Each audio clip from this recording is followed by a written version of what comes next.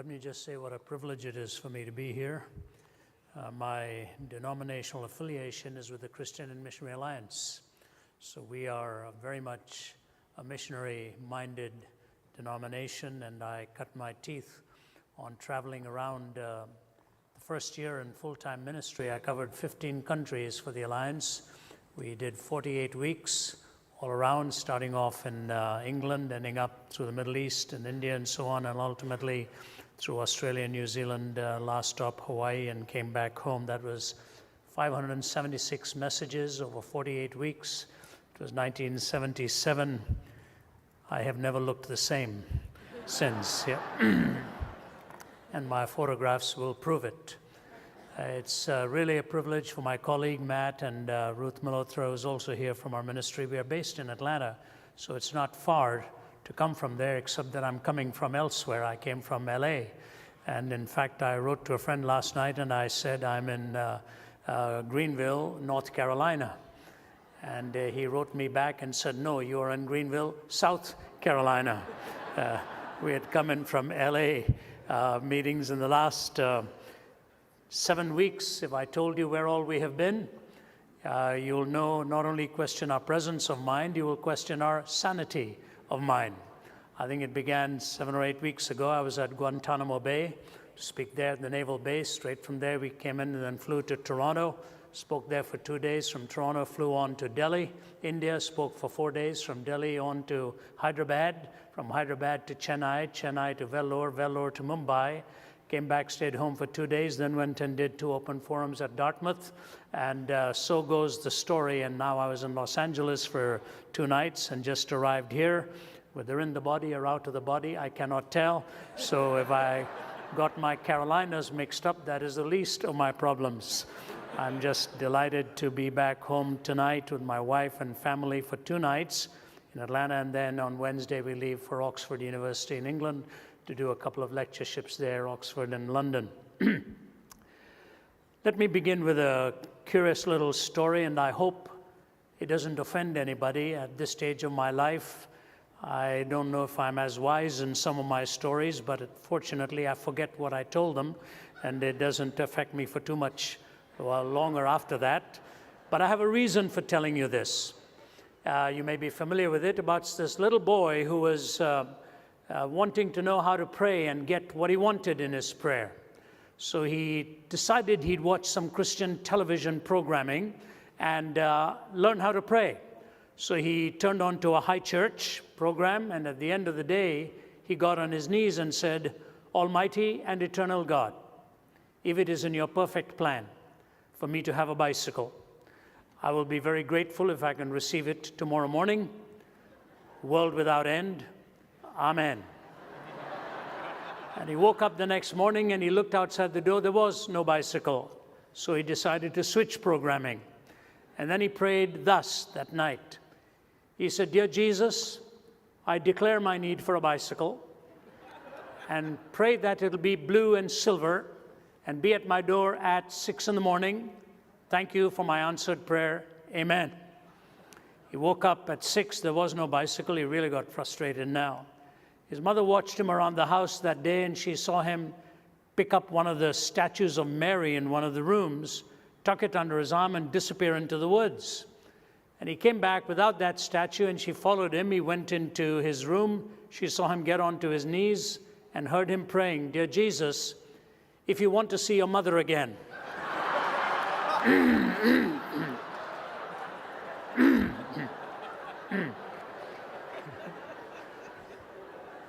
Have you ever wondered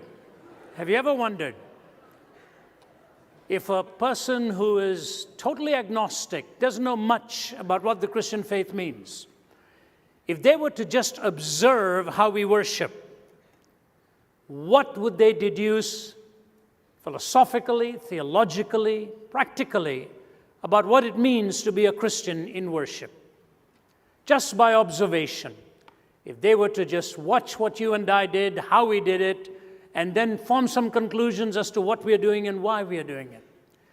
And I want to assure you that so much goes on in so-called Christendom today that sends very confusing signals to people who know very little about the gospel message. If you'd asked me before I had turned my life to Christ at the age of 17 in Delhi, which happened in a crisis experience on a bed of suicide, if you'd asked me before that what it really meant to be a Christian, I don't think I would have got one statement right in that. I would have probably hinted in the direction because my family were nominally Christian and my dad insisted that we go to church. I'd be sitting on Sunday morning trying to memorize the prayer book so that I could time it and know how quickly I could get out of there and get onto the cricket field and play cricket. I don't ever remember hearing anything that seemed to make sense to me, and a lot of it may have been my fault, but I have no doubt whatsoever that I was not the lone one in that congregation who sat there Sunday after Sunday and didn't really hear the gospel message being preached. So let me ask you this question. What does a person totally committed to Christ really look like? If you and I were to take a blank sheet of paper, are there people who will come to mind who have represented for us what it means to be a true follower of Jesus Christ? You know, in the year 2000, the former Soviet Union emptied out its prisons of political prisoners, and they were going to execute one man whose name was Andres Tamas.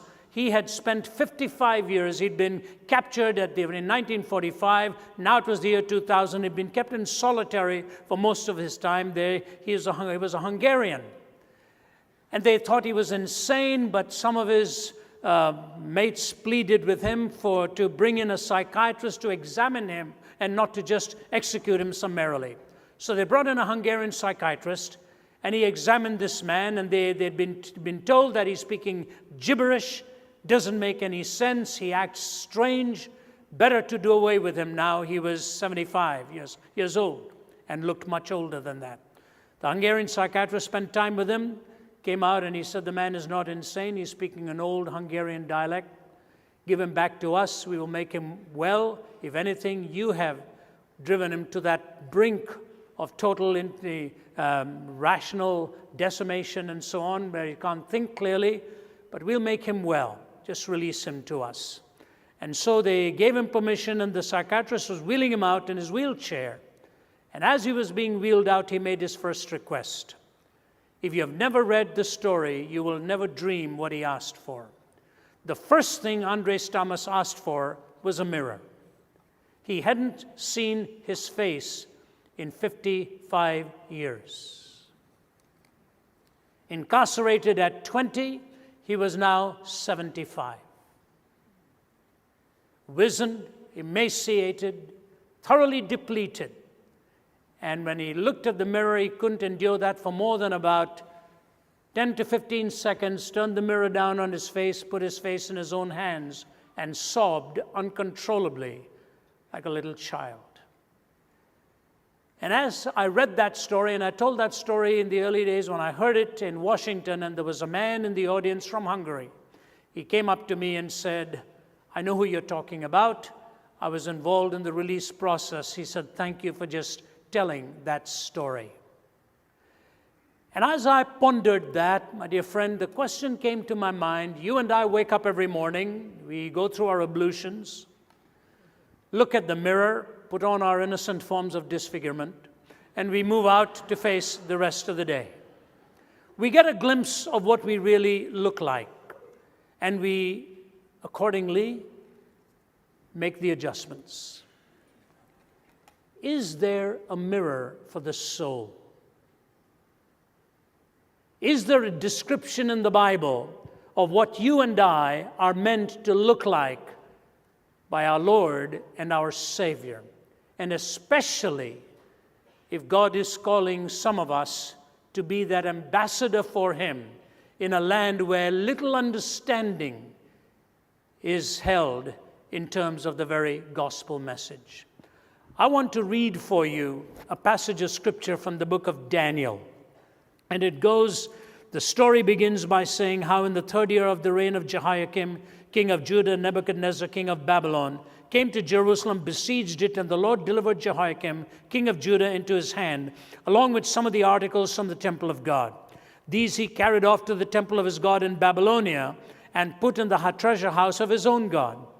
Then the king ordered Ashpenaz, the chief of his court officials, to bring in some of the Israelites from the royal family and the nobility. Please notice now, young men without any physical defect, handsome, showing aptitude of every kind of learning, well-informed, quick to understand, and qualified to serve in the king's palace. He was to teach them the language and literature of the Babylonians. The king assigned them a daily amount of food and wine from the king's table.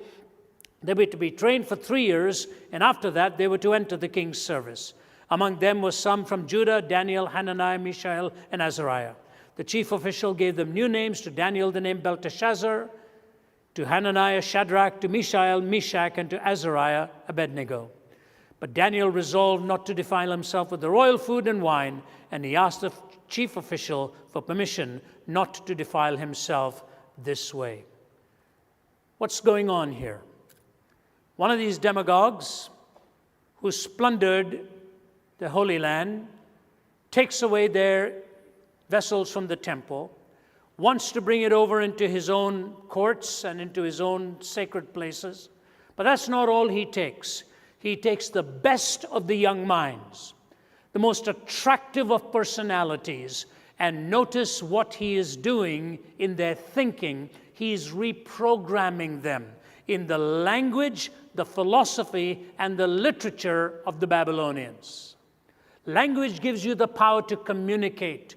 Literature strains and addresses the imagination, comes in from the back door of the imagination.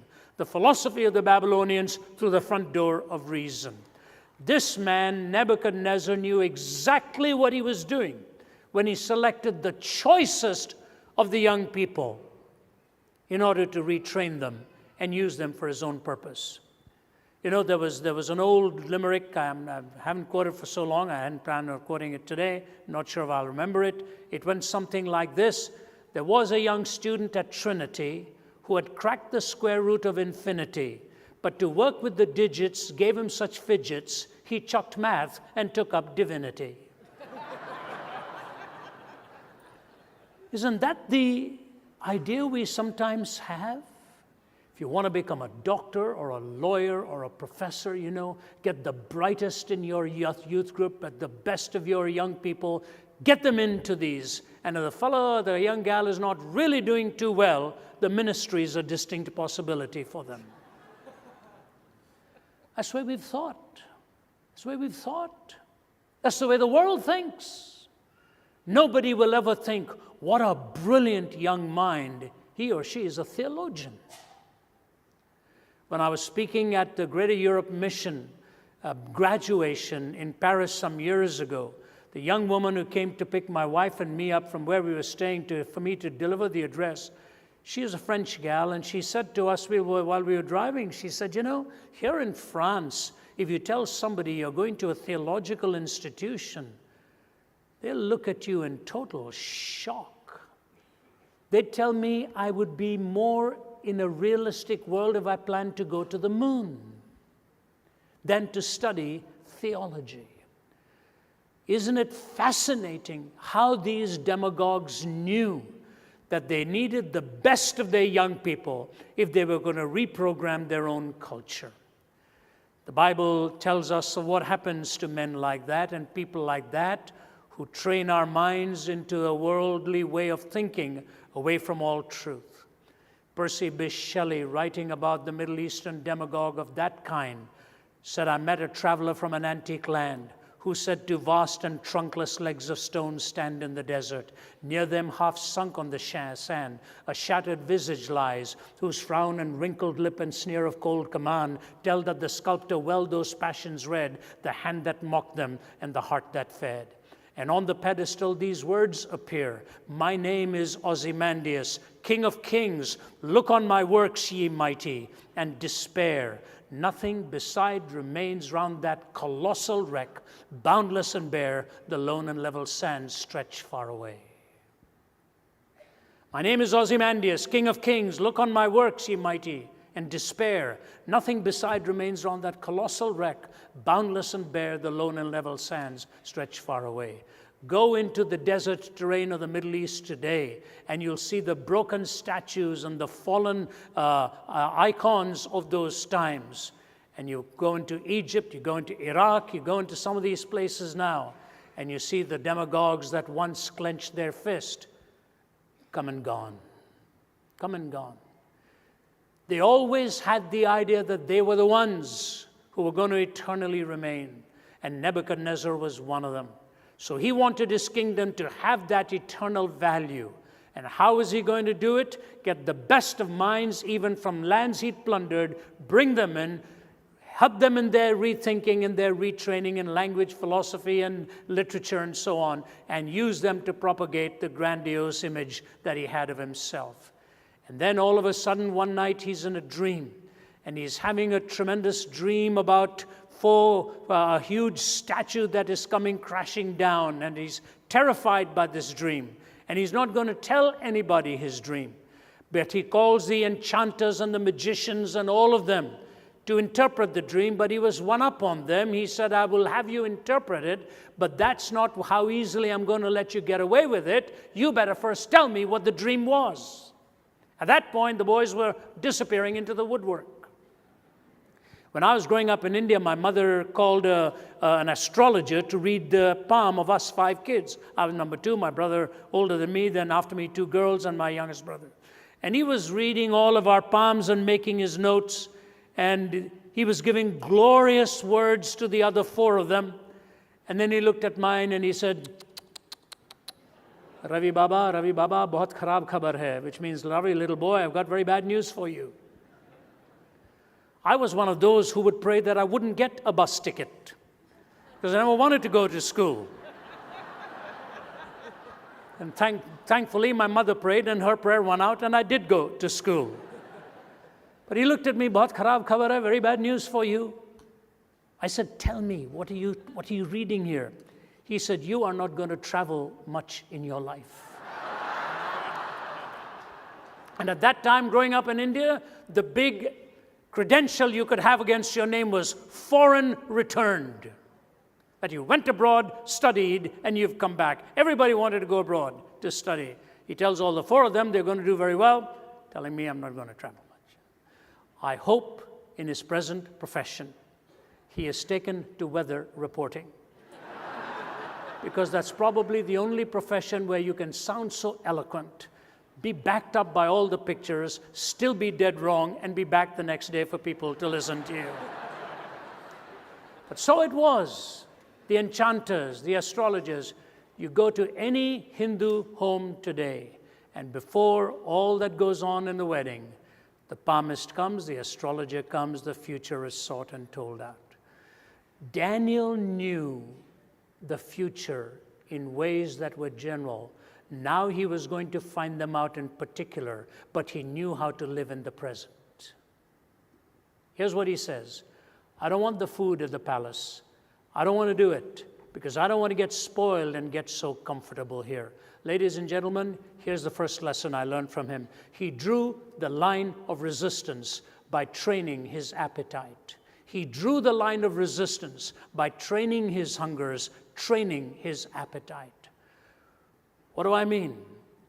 The things you and I begin to taste and enjoy, they are the things that park themselves in our memory, which we long for to make our life enjoyable and delightful. Remember what David said when he was evicted from his own home and he was longing for a drink of water from his well in Bethlehem? He remembered that very well. Here's what Daniel says. Just like Moses refused to be called the son of Pharaoh's daughter and chose rather to suffer affliction with the people, in the missionary call, you will always have to draw the line of resistance by training your hungers. You have to draw the line. And to some of you young people, I want to issue some challenges, because getting into the ministry doesn't really take us away from temptation. In fact, sometimes the temptations intensify because you're leading a much more disciplined life, and the enemy of our souls would desire to have us desperately just for that reason. I want to talk to you a little bit about how young people's appetites are being corrupted today through internet, through the media. One of the most devastating facts of the reality is that the imagination is assaulted very early today. Let me back up just a little bit, give you this illustration, and then pick it up again. Late one night when I was making my home in Toronto, my wife's from Toronto, we were living there for 10 years, and then moved out. I was teaching in New York for some time, and one night from Toronto where we lived, I got a telephone call, and it was about 11 o'clock at night. I'm generally horizontal by that time. After 9:30, my worldview changes and it's over. And here about 11 o'clock at night, when anybody calls, it's either a wrong number or somebody is in an emergency for me. I picked it up. The voice on the other hand side was a person I knew well. He said, "Rav, I'm sorry to wake you up." He said, "I have a problem, and I just need somebody to pray with me." I said, "What's the matter?" He said, "Well, as you know, I'm an emergency physician." And he said, "Tonight they brought in a woman for surgery, and she was so badly beaten up by whomever she was, every major bone in her body was broken. And when the paramedics and ambulance brought her, they said, 'Doc, she's gone.'"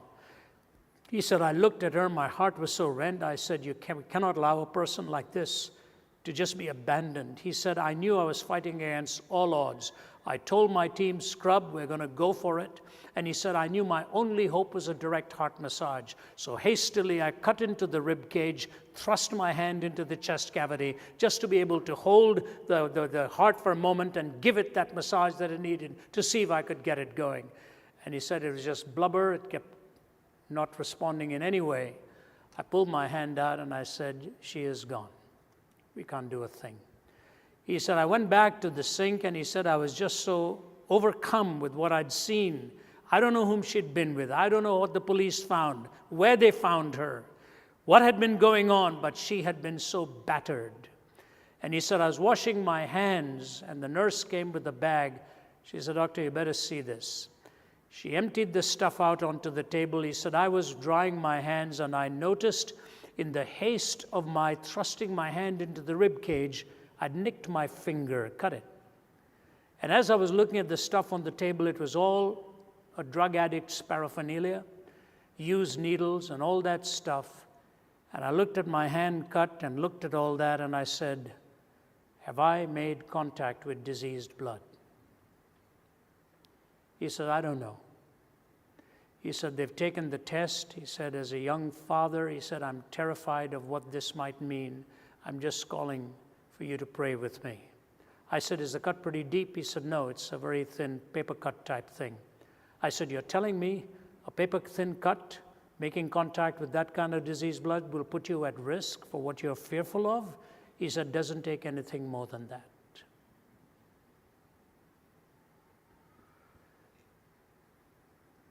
Do we inflict paper-thin cuts on our soul?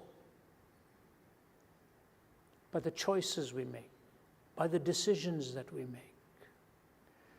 And the world of cyberspace today has found a way of getting into the youngest minds and cutting into their soul, planting images and imagination that could ultimately haunt them for years to come, threaten their very marriages and their homes.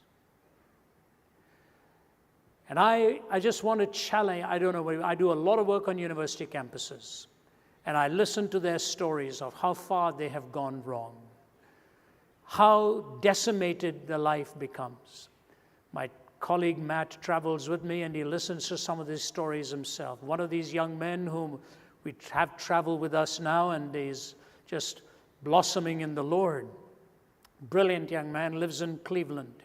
He told us once while we were driving, we'd gotten off in New York, I was taking him to a place to share his testimony as a relative, newcomer to Christ. And you know, he told us it all happened for him, and he was sucked into the vortex of a lifestyle that nearly wiped him out completely. It happened on the first night at university. First night. He said, "I crossed every line that my parents had helped me draw up to that point. 18 years old, one night. And I'm sitting in the back seat, Matt's driving, and he's sitting in the front, and I'm listening to this, and I think to myself, my goodness, we never really think of the cost of an evening, do we? We never think of the cost of a moment. And I just want to challenge you, if the world is going to see what a Christian is like, what it means to be a follower of Jesus Christ, draw the lines in the right places. Draw the lines in the right. No, I'm not talking about legalism. I'm talking about knowing where not to compromise your convictions so that you don't plant sort of imperishably in your memory something that can ultimately extract much greater a price than you're thinking of. And in an audience this size, I have no doubt there are those who know exactly whereof I speak. Draw the line of resistance to train your appetites. But then there's a second thing that Daniel did. He drew the line of dependence, not just on the knowledge that he had, but he learned to draw the line that he went beyond his learning to the wisdom that comes from God's word and comes from being with people who have endured much and whose faith has remained unshaken. Can I repeat that? Being with people who have endured much and whose faith has remained unshaken.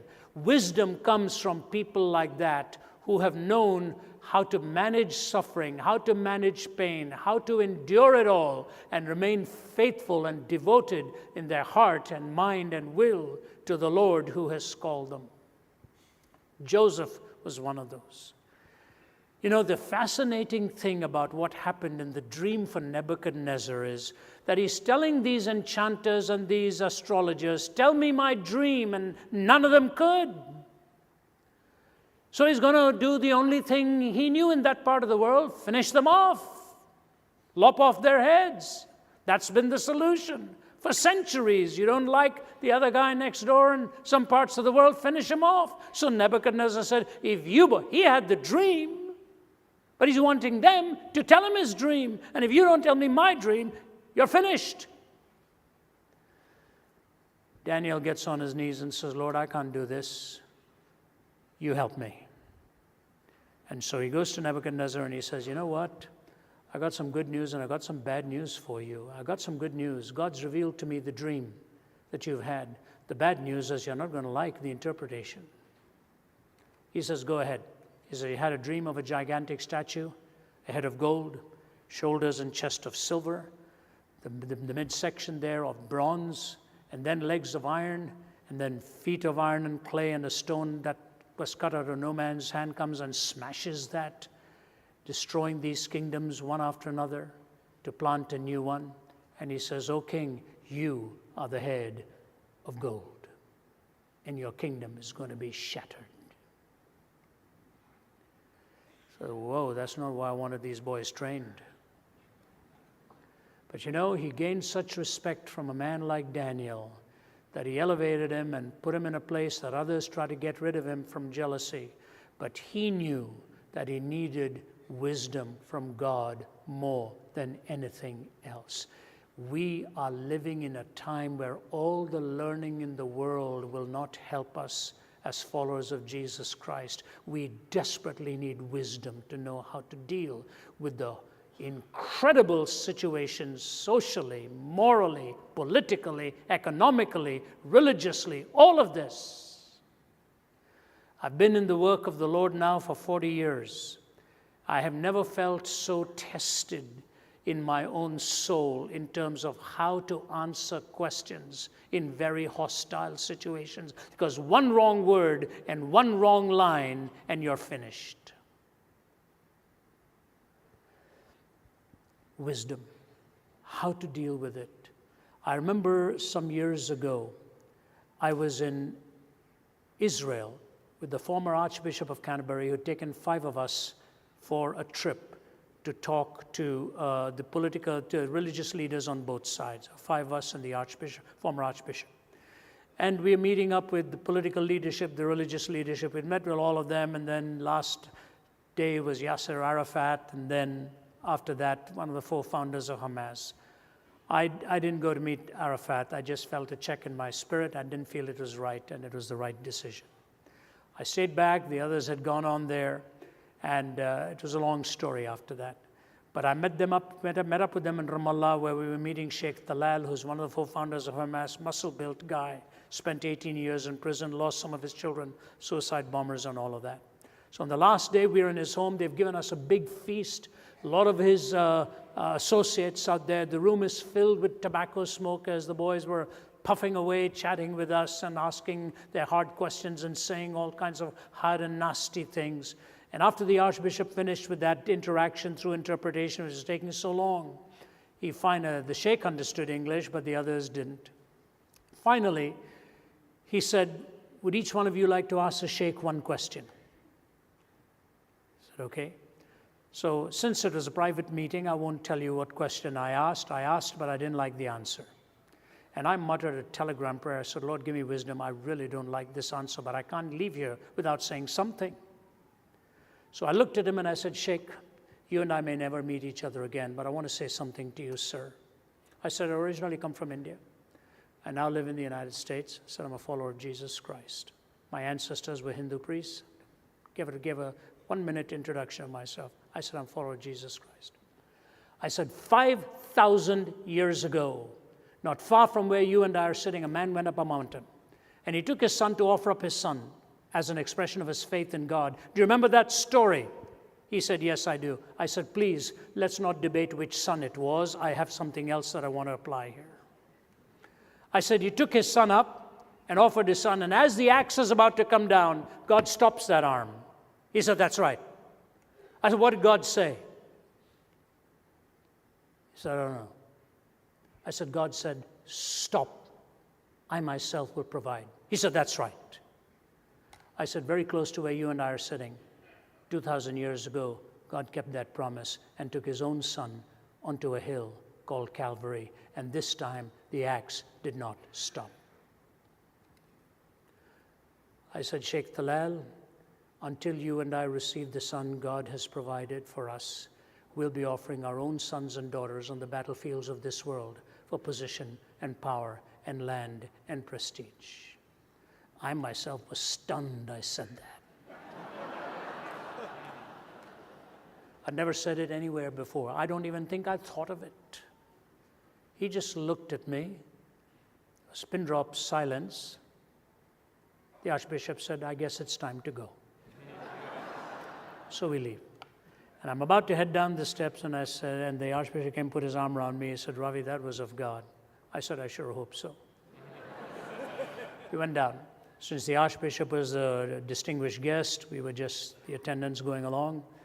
Sheikh went over to put the Archbishop into the car. I didn't know he had hurried through the process and came running towards me and twirled me around. I said, that's it.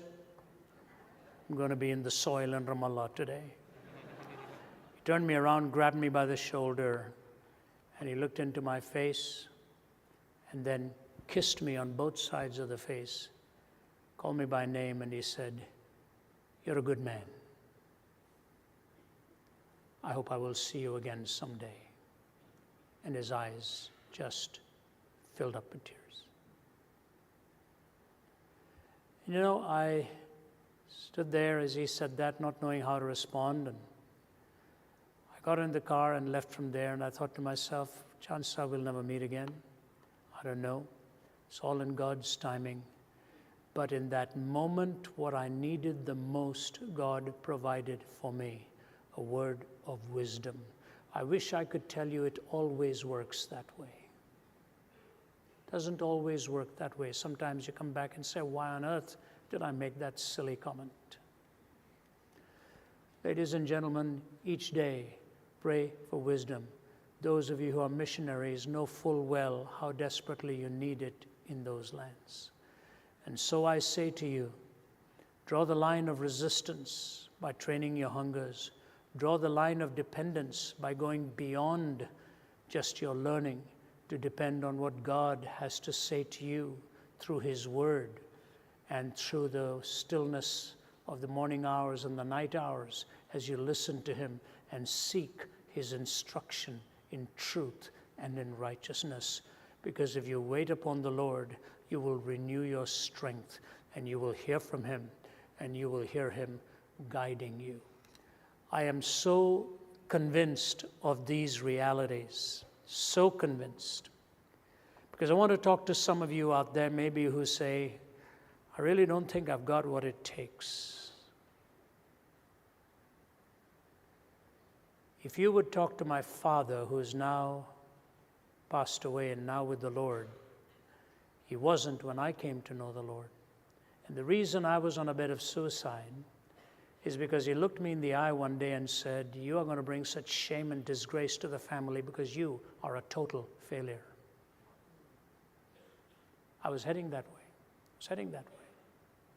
And the rest of my siblings were all doing very well. And then I met Christ on that bed of suicide as the Bible was brought to me. And the transformation that came about. Till the years went by, and finally it was remarkable, not too long after that, but it was 1963 that I came to know the Lord, and it was about 68 that my parents came to know the Lord, so 5 years, but they were tough years with my dad. And you know, when he passed away not long after that, rather prematurely and suddenly, my mother had predeceased him too, even more shockingly. They buried in Toronto. When my dad was heading into the hospital, I lived in Niagara Falls, Ontario. The rest of my siblings lived in Toronto. They were within minutes of him. I was 75 miles away from him. He gets on the phone and asks me if I would take him to the hospital. He wanted to have that time alone with me, and I was the last one to really see him alive. Talk to him. And the thing that he wanted me to know more than anything else was he never, ever dreamed that God would pick one of his own children to become a voice for his glory. There are people here today who you'd never dream for whom it would happen. God has greater plans, other plans, and God's the one who changes, transforms, indwells, empowers. The work is cut before us, huge work to be done globally, huge amount of work to be done. I said jokingly, tongue-in-cheek, that I really didn't know where I was, and it's just about quite true, because this year on the road I'd have spent 240 days. When we get to heaven, if anybody gets a reward, it'll be my wife. Yeah. Although I jokingly say she's the one who takes my big bookings, and I'm beginning to get concerned. No, God's given me a beautiful soulmate for 41 years. We enjoyed with 3 children and now 3 grandchildren, but that'll take another sermon. So I'll leave that there. And I just say to you, the world is in a very precarious place, beginning right here in North America. Our leaders are almost totally bereft of wisdom. I've never seen such an absence of wisdom combined with such arrogance at the same time. We've lost it. We don't know where we're going. The economic crisis, the moral crisis, the social crisis, relational, all of them. We have lost our definition of what it means to be human. And we are supposed to be in the so-called postmodern era. We're better than the modern ones. We're postmodern. We're the only ones who've given ourselves the after for the present.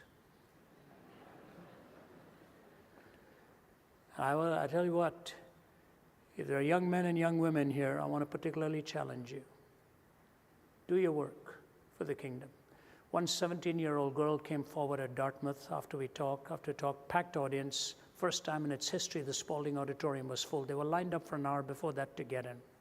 They had asked me to speak on the subject of tolerance. What does it mean? And you know, this 17-year-old kid comes to me. She says, I'm not a student here yet. I'm applying to go here. And all young men and women surrounding. And she says to me, I just want to come and say something to you, sir. She said, I am a skeptic. But I want to thank you, not just for the answers that were given, but for the manner and in the way that they were given with respect to the questioner. 15 minutes later, she had bowed her head and had given her life to Jesus Christ. What you do, how you do it. And I bring you to the final thought. He drew the line of confidence, knowing that he could never judge history just by the present. That he could never judge history just by the present. Lion's den, flaming furnace, God will rescue us. Even if he doesn't, we're not going to bend our knee to this image that you have created. His line of confidence that God would ultimately lift them up, protect them, and deliver them. I want to read for you just maybe one bit of writing, if I have it here. Not 100% sure I do. Yes, I do. From Malcolm Muggeridge, one of my favorite writers. I'm going to give you this quote and then close with the words of a hymn. Muggeridge says this: "The world's way of responding to intimations of decay is to engage equally in idiot hopes and idiot despair. On the one hand, some new policy or discovery is confidently expected to put everything to rights: a new fuel, a new drug, détente, world government. On the other hand, some disaster is as confidently expected to prove our undoing.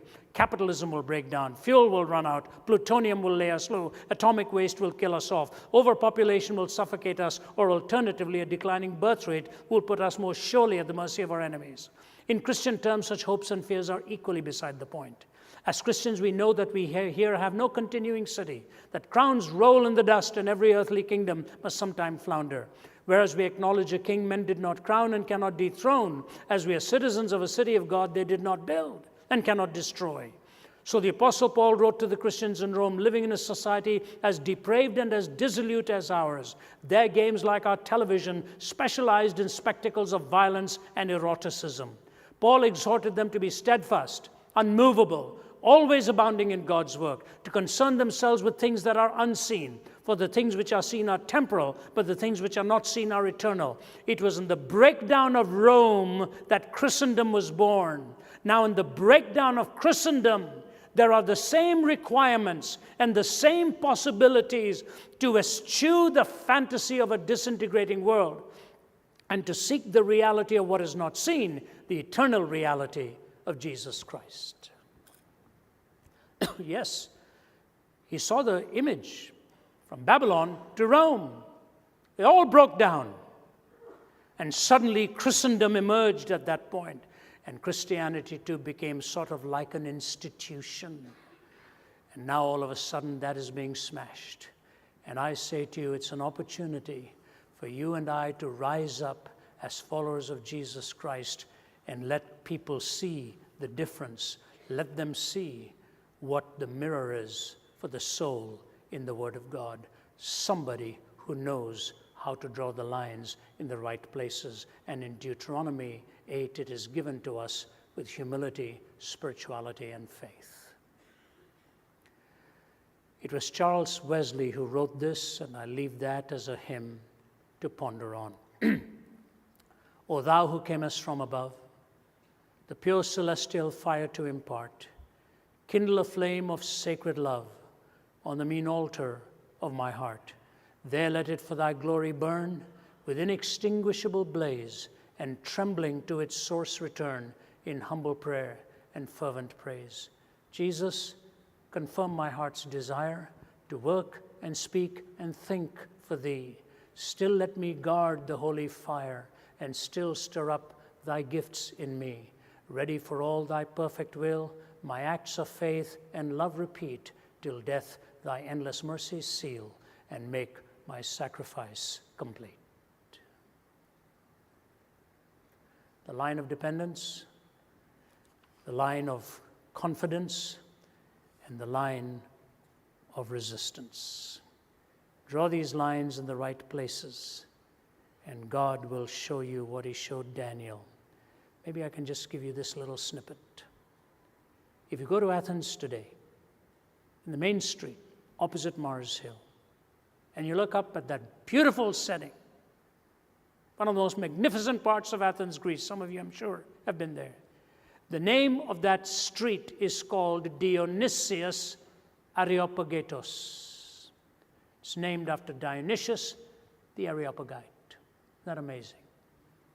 2,000 years after a sermon on Mars Hill, when Paul thought he'd not succeeded very much, there were just a handful that responded.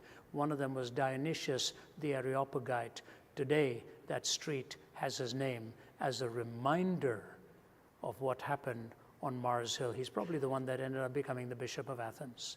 And so God calls you and calls me to be faithful and reflect the beauty that he's poured into us through his Son, Jesus Christ.